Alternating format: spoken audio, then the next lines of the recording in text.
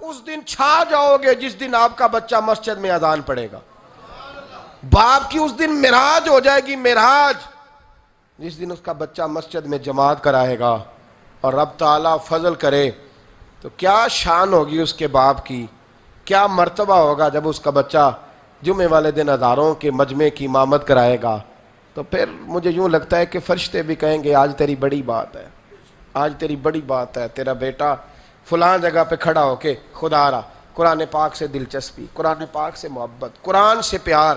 میرے نبی کریم علیہ وسلم نے فرمایا قرآن سے پیار کرو، یہ تمہارے ساتھ اتنا پیار کرے گا، اتنا پیار کرے گا کہ سورہ ملک اللہ کی بارگاہ میں سفارش کرے گی کہ یا اللہ یہ مجھے پڑھا کرتا تھا، اسے جنت میں بھیج. تو رب کریم فرمائے گا اس کے گناہ زیادہ ہیں. تو سورہ ملک ناز کرے گی، عرض کرے گی یا اللہ یا اسے جنت میں بھیج دے یا مجھے قرآن پاک سے علیحدہ کر دے، یا اسے جنت میں بھیج دے یا مجھے علیحدہ کر دے. تو آپ مجھے بتلائیے قرآن سے پیار کرنے کا کیا اجر مل کریں گے انشاءاللہ. میں مسجد نبوی شریف میں حاضر تھا تو ہمارے ایک عالم بزرگ تھے، تو وہ میرے پاس سے گزر گئے، میں قرآن شریف پڑھ رہا تھا.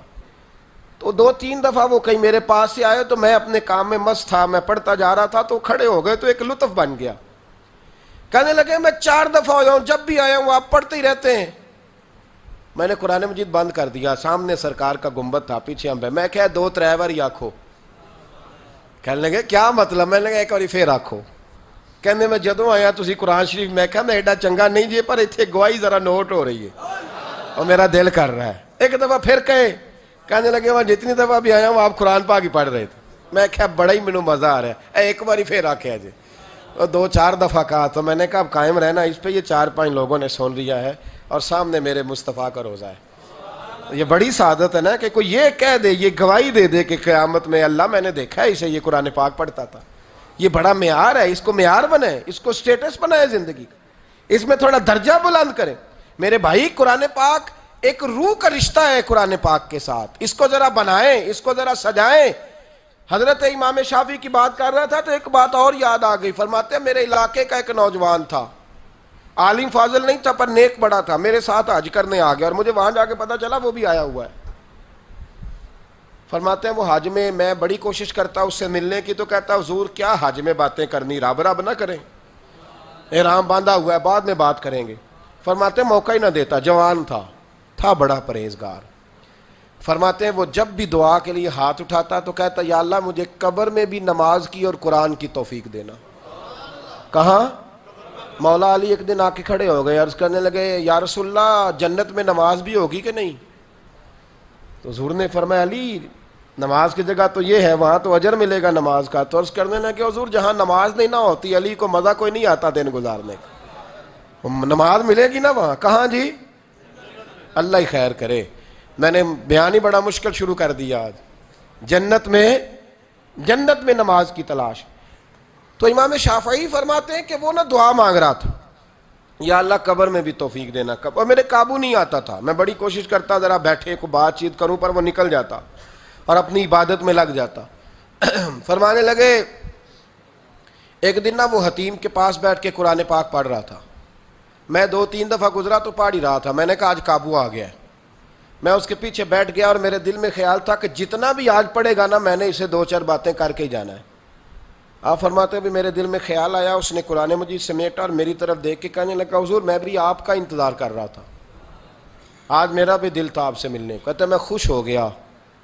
لیکن اس نے کمال کر دی، جیب سے چند دینار نکالے اور کہنے لگا حضور آج ظہر کی نماز کے بعد نا میرا انتقال ہو جائے گا، تو یہ نا پیسے رکھ لیں، کفن خرید کے نا تو میرا جنازہ پڑھ کے تو یہاں جنت المعلا میں دفن کر دینا. امام صاحب کہتے ہیں میں اگلے لفظ کہنے لگا تھا کہ مجھ پہ سختہ آ گیا. کہنے لگا حضور مہربانی کر دیں کہ آپ میرے علاقے کے ہیں. تو میں چپ کر گیا. ظہر کی نماز میں نے دوبارہ اس جگہ پڑھی تو میرے ساتھ صف میں موجود تھا. فرض بھی اکٹھے پڑھے، سنتیں بھی اکٹھی پڑھی، نفل پڑھ کے جب میں نے توجہ کی تو وہ زمین پہ لیٹا ہوا تھا.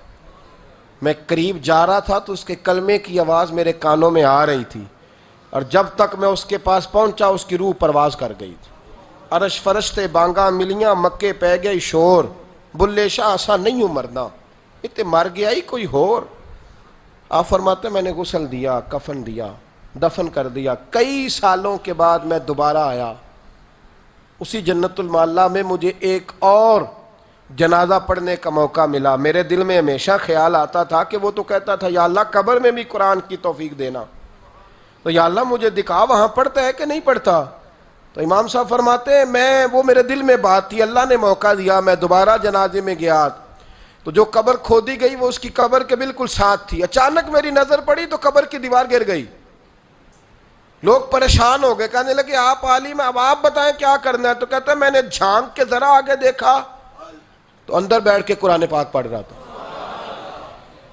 تو میری طرف دیکھ کے کہنے لگا السلام علیکم امام صاحب، یہ دیوار شیوار کوئی نہیں گری، یہ اللہ نے آپ کی دعا قبول کر لی ہے۔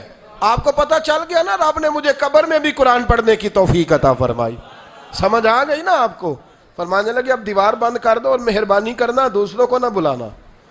میں ٹھیک ہو گیا، آپ کی دعا قبول ہو گئی۔ بھائی قرآن پاک سے دلچسپی، شوق پیدا کریں، ذوق۔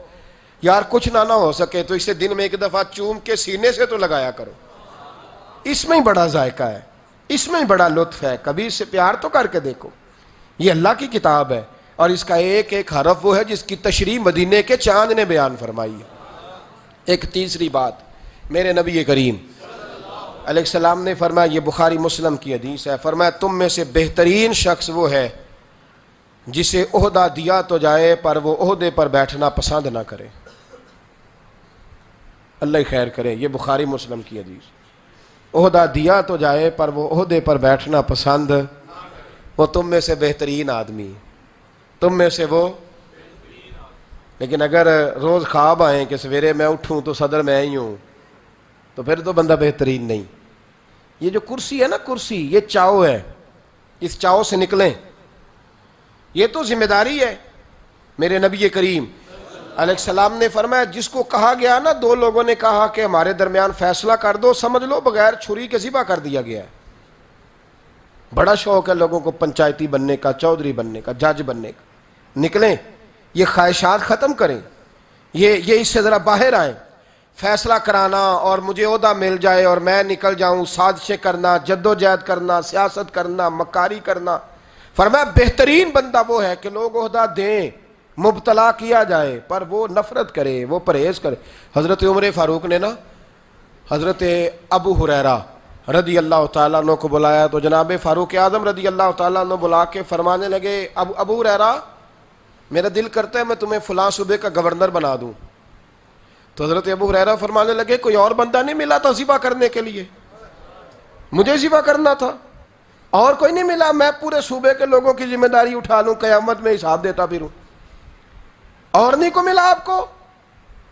یہ وہ ابو ہریرہ ہے جنہوں نے ڈائریکٹ میرے رسول پاک سے دین لیا ہے، دین کو جانتے تھے۔ تو معیار دیکھیں کیا ہے بات کا، کہنے لگے عمر اور نہیں کو ملا ذبح کرنے کو؟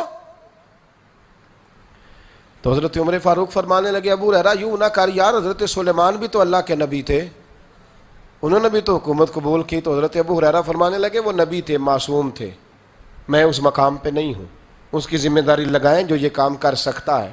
ہاں بعض اوقات بعض بزرگوں نے اسے قبول کیا ہے جب انہوں نے سمجھا کہ لوگ ظالم ہیں، ظالم بیٹھ جائیں گے تو حالات خراب ہوں گے، تو وہ آئے، لیکن وہ اس کو پسند نہیں کرتے تھے۔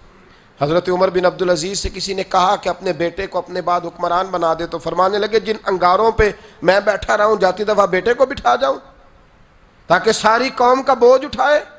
یہاں آپ آفر کریں تو صحیح، کسی کو آفر کریں تو صحیح، ہے کوئی انکار کرنے والا؟ سوال ہی نہیں پیدا۔ یہ ذمہ داری ہے، یہ کوئی پھولوں کی سیج نہیں ہے، یہ ذمہ داری ہے۔ خیر ہمارے ملک میں تو اتنا مسئلہ نہیں حکمران بننا، ہمارے ہاں تو لوگوں نے جھوٹ بولنے کو بھی معاذ اللہ ثواب قرار دے دیا ہے۔